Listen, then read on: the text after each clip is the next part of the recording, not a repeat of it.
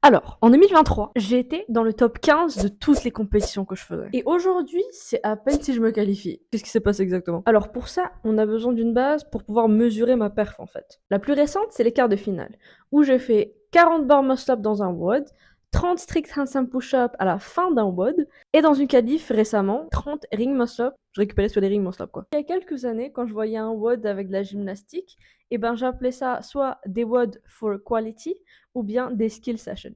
Du coup, on se demande pourquoi mon amélioration ne se voit pas dans le leaderboard. Après, je comprends que quand t'es une athlète, c'est vraiment dur de voir sa progression. Et la seule façon qu'on a, nous en tant qu'athlète, c'est vraiment d'utiliser les classements pour voir comment s'est amélioré pendant les dernières années. Après, il y a tellement de facteurs qui font que le classement change.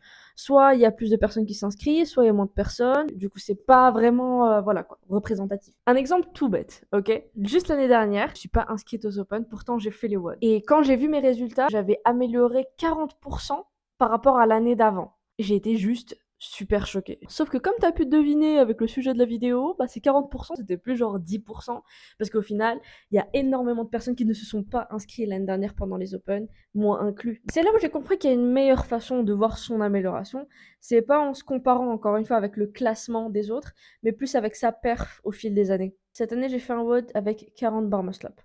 Je l'ai fini en 9 minutes. Il y a 3 ans, est-ce que je l'ai fini? Est-ce que j'en ai fait 20? Est-ce que j'en ai fait aucune?